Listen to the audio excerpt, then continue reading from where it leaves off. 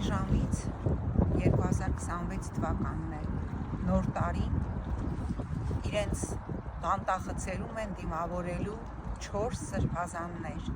թեմերի 4 առաջնորդներ։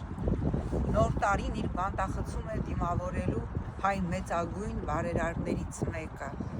Նոր 26 թվականը բանտախցում են դիմավորելու մեդիա գործիչներ Նարեկ Սամսոնյանը, Վազգեն Սաղաթելյանը, ընդամենը ազատ խոսքի համար, աբսուրդա, հետույք բառը օգտագործելու համար մեդիա գործիչները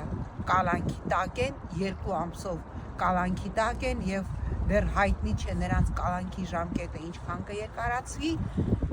իսկ վեհափարի գլուխը ջարդելու կոչ անողը ազատության մեջ է։ Հետապնդվում է Խաչիկ Գալստյանը, քաղաքագիտության դոկտոր։ Բազմաթիվ քաղաքացիներ ֆեյսբուքյան գրառման համար կանչվում են քննչական կոմիտեներ, անգամ ինչ-որ մեկի գրառումը լայքելու համար։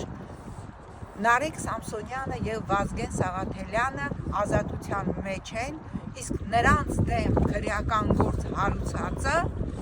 շարունակում է իր քաղաքական թիմի հետ միասին օգտագործել ամենաոչ նորմատիվ լեքսիկոնը եւ շարունակում են վայելել ռեժիմի բարիքները։ Անգամ Եվրոպայի խորհրդի լրագրողական անվտանգության կոմիտեի հրատապ պահանջից հետո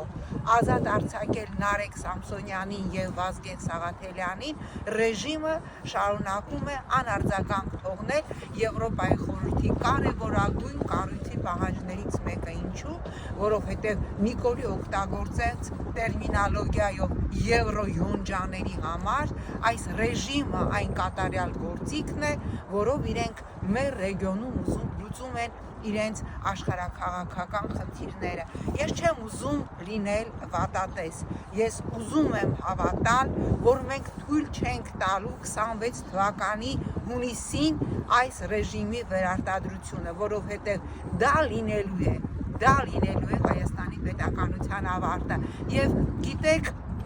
երբ որ հիմա ես մտածում եմ, հենց հիմա այս րոպեներին իրենց բանտախցերում գտնվող սրբազանների, Սամվել Կարապետյանի, Նարեկ Սամսոնյանի, Վազգեն Սաղաթելյանի եւ մյուսների մասին, ինչպես Սրբազան Աջապահյանն էր ասել, իրենք շատ ավելի ազատ են, քան այս ռեժիմի ցանկացած ներկայացուցիչ, ով իր վախերը հաղթահարում է ահա այսպիսի բռնապետական քայլերով։ Ես ուզում եմ հավատալ, որ